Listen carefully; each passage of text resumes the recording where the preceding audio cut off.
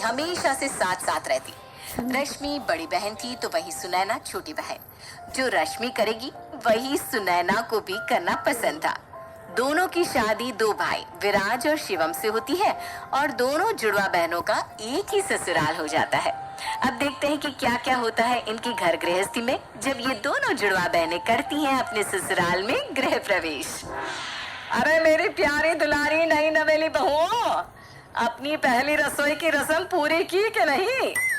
मंदाकिनी, वैसे आज तो बड़ा ही मजा आने वाला है खाने में। दोनों बहुओं ने मस्त लजीज पकवान बनाए होंगे। हाँ, आपको तो और काम ही क्या है, अखबार पढ़ो, खाओ पियो और खर्राटे मारते हुए सो जाओ। अरे जरा तो घर के कामों में हाथ बटाया कीजिए। आज अगर आपने हमारे कमरे आश्चर्यचकित हो जाते हैं कि दोनों ने एक ही तरह की डिशेस बनाई थी। मिशन पहली रसोई सक्सेसफुल माँ जी। आइए आप सब डाइनिंग टेबल पर विराजमान हो जाइए, हम आप सबको परोसते हैं। अरे पर बहुओं, ये तुम दोनों ने क्या किया? मेरा मतलब एक जैसी ही डिशेस बना दी है। इतना सारा खाना कौन खाएगा? अगर कुछ अलग अलग नया बनाते तुम दोनों तो फिर हम सब थोड़ा थोड़ा करके खा पी लेते। वो क्या है ना माँ जी, जो मेरी रश्मि दीदी करेगी मुझे भी वही करना पसंद है। मुझे इतना स्ट्रेस लेने की जरूरत ही नहीं पड़ी। इनका देख देख कर ना मैंने ये सब बना लिया। तो फिर ये कैसी रस्म जब तुमने पूरा कॉपी करके खाना बनाया? सुनैना बहू, माना कि तुम दोनों जुड़वा हो, लेकिन अब तुम दोनों का रिश्ता दो जुड़वा बहनों का नहीं रहा बल्कि एक देवरानी जिठानी का भी हो चुका है। तो बेहतर यही होगा कि तुम दोनों अपना बहु धर्म भी सही से निभाओ। अगले दिन सास मंदाकिनी सुनैना को अपनी कुछ साड़ियां थमाती हुई कहती है, ये लो सुनैना बहू, ये मेरी कुछ साड़ियां हैं, बहुत समय से इन्हें पहना नहीं है, सोचा कि अब निकालते हैं और पहन भी लेते हैं। इन्हें ना बस एक बार धो लो, पूरी 4 साड़ियां हैं। तभी वहां पर रश्मि पर्स लिए जा रही होती है। बाय माँ जी, आती हूँ मैं। आए मैडम, रखो तो, कहाँ निकली सवारी है? हाँ रश्मि दीदी, आप कहाँ जा रही है? मैं मायके जा रही हूँ। वो हमारे मोहल्ले की बीना काकी की पोती की शादी है ना कल, इसलिए मेरी माँ, भाभी, दादी और मौसी को मेहंदी निकलवानी है अपने हाथों में। और मैं एक मेहंदी आर्टिस्ट भी रह चुकी हूँ ना, इसलिए उन सबके हाथों में मेहंदी निकाल कर जल्दी से वापस आती हूँ। अच्छा ठीक है ठीक है, समधन जी और तेरे परिवार वालों को मेरा नमस्ते कहना। दीदी 1 मिनट रुकिए ना, मैं भी अपनी पर्स लेकर और लिपस्टिक लगा कर आती हूँ। मैं भी आपके साथ चलूंगी। अरे लेकिन सुनैना, आए चेन्नई एक्सप्रेस, तुझे कहीं जाने की कोई जरूरत नहीं है। मेरा काम निपटाओ, लड्डू पेड़े नहीं बट रहे तुम्हारे मायके में। रश्मि बहू तुरंत अपना काम खत्म करके लौट आएगी। नहीं, मुझे भी जाना है, जाना है, मतलब जाना है, जाना है। प्लीज माँ जी, प्लीज प्लीज जाने दो। सुनैना बहुत जिद करती है और आखिरकार तंग आकर मंदाकिनी और रश्मि मान जाते हैं और सुनैना अपनी जुड़वा बहन रश्मि के साथ मायके जाती है। करमजली कहीं की, 2 दिन नहीं हुए आए, नाक में दम करके रख दिया है। नया है सब कुछ, इसलिए ज्यादा मैं बहस भी नहीं कर सकती, वरना ये मंदाकिनी किसी की एक ना माने। दिन गुजरते जाते हैं, रश्मि जो करती वही सुनैना करती। अगर रश्मि पार्लर जाएगी, थिएटर जाएगी, कुछ पहनेगी, कुछ बनाएगी, हर चीज सुनैना भी वैसे ही करती। इस सब से मंदाकिनी बहुत परेशान हो जाती है। एक दिन मंदाकिनी अपनी दोनों बहुओं को खानदानी कंगन देते हुए कहती है, ये लो रश्मि बहू, सुनैना बहू, ये खानदानी कंगन है, मेरे विराज के रश्मि के लिए और शिवम की सुनैना के लिए। वाह, ये तो कितना सुंदर है माँ जी, थैंक यू सो मच। रश्मि के कंगन का डिजाइन देखकर सुनैना को भी वैसा ही कंगन चाहिए होता है और वो शुरू हो जाती है।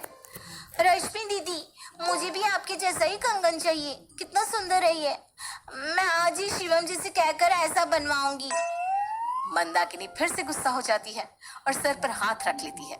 ऐसे ही एक दिन घर में मेहमान आने वाले होते हैं और पूरे घर की सफाई करनी होती है, लेकिन सुनैना तो बस अपनी बहन की पूंछ बने उसके साथ साथ घूमती रहती है।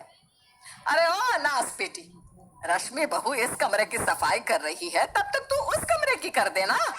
नहीं, मैं तो दीदी के साथ ही काम करूंगी, दीदी के सिवाय कुछ भी नहीं करूंगी।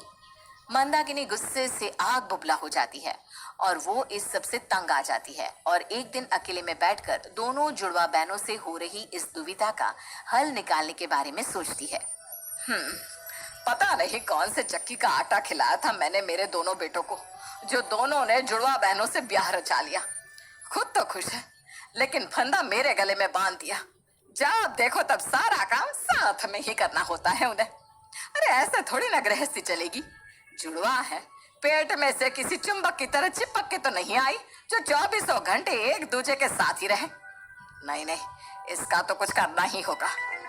मंदाकिनी खूब सोचती है और फिर उसके दिमाग में एक तरकीब आती है। दोनों बहनें एक साथ हैं, एक दूसरे से चिपकी हुई है क्योंकि वो एक दूसरे से प्यार करती है। सुनैना तो बस पूंछ की तरह रश्मि के आगे पीछे ही डोलती रहती है। अगर मैंने इस प्यार को नफरत में बदल दिया तो फिर ये दोनों देवरानी जेठानी के किरदार में आ जाएगी। वाह वाह मंदाकिनी, क्या खुराफाती दिमाग है तेरा। बाद में मंदाकिनी सुनैना के पास जाती है और उससे कहती है, सुनैना बहू, क्या कर रही हो? ये देखो, मैंने तुम्हारे लिए गर्मा गर्म भोपाली पोहे बना कर लाए हैं। घर में दूध नहीं था ना, वरना अदरक कुट कर चाय भी बनवा लाती। ओह माँ जी, so sweet of you, thank you. आइए ना, बैठिए ना। बैठने नहीं, तुझे ना सच्चाई से रूबरू कराने आई हूँ बेटा। सच्चाई? कैसी सच्चाई? कल मैंने रश्मि बहू को अपनी सहेली से फोन पे बात करते हुए सुना। वो अपनी सहेली को कह रही थी कि वो तुझसे, यानी कि अपनी छोटी जुड़वा बहन सुनैना से पूरी तरह तंग आ चुकी है और वो तुझसे बहुत इरिटेट होने लगी है। तू जिस तरह उससे लिपटती चिपटती है ना, उसे वो सब नहीं पसंद। अरे वो बहुत बहुत बहुत परेशान है बिटिया।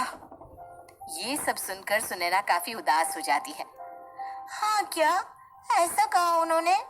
ठीक है, अगर ऐसा ही है तो मैं उनसे अब ज्यादा नहीं लिपटूंगी चिपटूंगी और उन्हें भी उनकी जिंदगी जीने दूंगी चैन से। हाँ सुनैना बहू, बस तू ये बात ना रश्मि बहू को जाकर बताना मत, ठीक है? वो क्या है ना, वो कहीं बुरा मान गई तो है?